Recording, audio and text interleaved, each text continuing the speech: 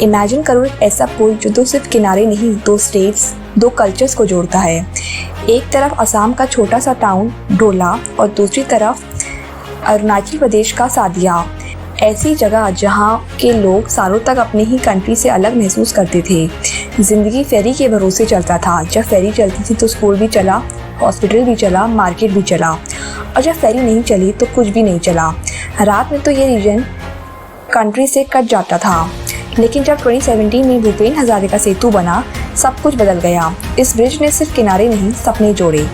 ये एक ऐसी कहानी है जो इंजीनियरिंग, डिफेंस, इकोनॉमी, इमोशंस सबको एक साथ ले आती है। आज की वीडियो में हम इसी के बारे में बात करेंगे।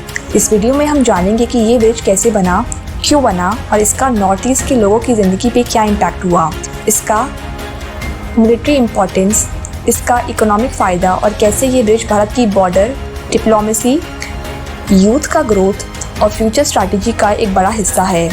इस ब्रिज के इंजीनियरिंग डिटेल्स, स्पेसिफिकेशंस, ऑब्स्टिकल्स और स्ट्रेटेजिक सिंबॉलिज्म को हम डिटेल में समझेंगे। तो चलिए शुरू करते हैं। ब्रिज से पहले ढोला और सादिया के बीच कोई रोड नहीं थी।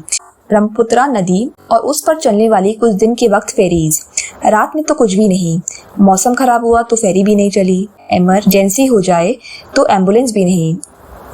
एग्जाम हो तो बच्चे सिर्फ इस उम्मीद पे जीते थे कि फेरी टाइम पर आए। लोगों को गुवाहाटी तक जाने में 8 to 9 आवर्स लग जाते थे। आज वही जगह सिर्फ 1.5 आवर्स में कवर हो रही है। फेरी पहले सिर्फ 2 से 3 चक्कर लगाती थी और वो भी सुबह से शाम तक। रात में तो पूरा एरिया ब्लैकआउट हो जाता था। एम्बुलेंस का मतलब ही नहीं होता था। आज 24/7 हाईवे एक्सेस है। ये सिर्फ ट्रैवल टाइम का फर्क नहीं है, ये जिंदगी का फर्क है। ये ब्रिज 2011 में बनना शुरू हुआ और 2017 में कंप्लीट हुआ। टोटल 9.15 किलोमीटर लंबा है। भारत का सबसे लंबा रिवर ब्रिज। असम के ढोला को अरुणाचल के सादिया से जोड़ता है। ब्रह्मपुत्रा के ऊपर इस स्केल का प्रोजेक्ट काफी मुश्किल था।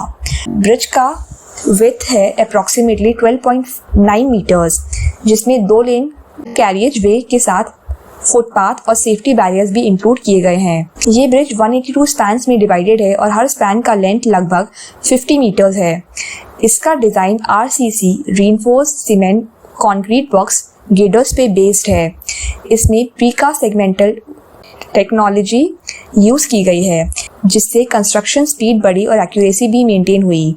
ये रीजन अर्थक्वेक जोन में आता है, इसलिए इस ब्रिज को अर्थक्वेक प्रोन बनाया गया और इतना स्ट्रॉन्ग है कि 60 टन तक के आर्मी के टैंक्स भी क्रॉस कर सकता है। ये सिर्फ जनता के लिए नहीं, मिलिट्री के लिए भी बना है। टोटल बजट 950 करोड़ के आसपास है। नवयोग इंजीनियरिंग ने इस प्रोजेक्ट को बनाया था। इस ब्रिज की लाइफ एक्सपेक्टेंसी 100 ईयर्स से ऊपर रखी गई है। ये ब्रिज सिर्फ एक सड़क नहीं, डिफेंस का लाइफलाइन बन गया है। पहले आर्मी को किबिट्टू, वलोंग, डोंग जैसे बॉर्डर्स पे पहुंचने में 6 घंटे लगते थे। अब वही जगह 30 to 40 मिनट्स में कवर हो रही है। और जब डोकलाम या गलवान जैसे इंसिडेंट्स हुए, तब सबको समझ आया कि रोड इंफ्रास्ट्रक्चर भी एक सेफ्टी नेट होता है। इस ब्रिज के जरिए इंडिया ने ये मैसेज दिया है कि हम सिर्फ रिएक्ट नहीं करते, हम प्रिपेयर भी करते हैं। ये साइलेंट वॉरियर है हमारे डिफेंस सिस्टम का। इस ब्रिज का नाम रखा गया है भूपेन हजारिका जी के नाम पर। उनका जन्म सादिया में हुआ था। उनका गीत बिस्तिर्नो परोरे सिर्फ एक सॉन्ग नहीं, एक इमोशन था। ब्रह्मपुत्रा का पेन और नॉर्थ ईस्ट के आइसोलेशन का। जब ये ब्रिज बना तो लगा जैसे उनका सपना पूरा हो गया है। उनकी पोइट्री, उनकी आवाज अब स्टील और कंक्रीट के फॉर्म में है। ये सिर्फ ट्रिब्यूट नहीं था, ये एक हीलिंग मोमेंट था। सदिया और उसके आसपास के इलाके असम और अरुणाचल प्रदेश की शेयर्ड कल्चर हेरिटेज का घर है। यहाँ की लोक कथाएं जैसे अनिरुद्ध की प्रेम कहानी, मिशिंग ट्राइब के अली आई लिगोंग फेस्टिवल और मोनपा ट्राइब के बुद्धिस्ट पर्व, ये सब इस रीजन की स्पिरिचुअल और कल्चरल रिचनेस दिखाते हैं। ये ब्रिज इन कल्चरल एक्सचेंजेस को रिवाइव कर रहा है। परशुराम कुंड जैसे स्पिरिचुअल प्लेसेस अब लोग रोड ट्रिप में इंक्लूड करते हैं। ये ब्रिज एक तरीके से ब्रिटिश इरा की नेशनल यूनिटी प्रोजेक्ट का सिंबॉलिक काउंटर भी है, जहां अलग अलग भाषाओं, कपड़ों और बिलीफ्स के लोग एक ही भारत का हिस्सा बने हुए हैं। ब्रिज के बाद इकोनॉमी लिटरली रिवाइव हो गई है। पहले फार्मर्स का माल मार्केट तक जाते जाते खराब हो जाता था और अब एक दिन में पहुंच रहा है। होम स्टेज खुल गए हैं, छोटी छोटी दुकानें चालू हो गई हैं, मोबाइल के सिग्नल्स भी अब आ गए हैं।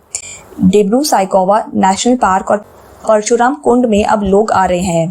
पहले माइग्रेशन होता था, अब वापस आना हो रहा है। यूथ के लिए नई अपॉर्चुनिटीज़ बन रही हैं, agri startups, local trade, guiding, सब कुछ।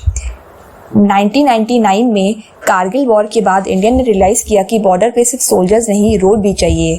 तब से ये ब्रिज प्लान हुआ, लेकिन गलवान के बाद इसका एग्जीक्यूशन फास्ट ट्रैक पे आया। ये ब्रिज सिर्फ एक कंस्ट्रक्शन प्रोजेक्ट नहीं, इंडिया की सोच का नया रूप था कि हम प्रोएक्टिव हैं और हर कोने तक पहुंचने के लिए तैयार हैं। ब्रह्मपुत्र एक नदी नहीं है, एक चैलेंज है। मॉनसून में इसका पानी 14 फीट तक आ जाता है। साइट रिमोट थी, मटेरियल ले जाना टफ था। सॉइल टेस्टिंग, पाइलिंग, डिज़ाइन सब बार बार चेंज करना पड़ा। ब्रह्मपुत्र के नीचे बाद में हाई सिल्ट और सॉफ्ट क्ले होने की वजह से जियोटेक्निकल स्टेबलाइजेशन सबसे बड़ा ऑब्स्टेकल था, लेकिन 6 साल में प्रोजेक्ट कंप्लीट हुआ और ये खुद में एक इंजीनियरिंग मार्वल है। ये ब्रिज भारत की एक्ट ईस्ट पॉलिसी के एंकर पॉइंट बन गया। स्यादिया से तेजू, वेलोंग और म्यांमार तक हाईवेज बन रहे हैं। एशियान कंट्रीज के साथ कनेक्टिविटी बढ़ने वाली है। Trilateral highway India, Myanmar, Thailand, ये ड्रीम भी अब पॉसिबल लगता है।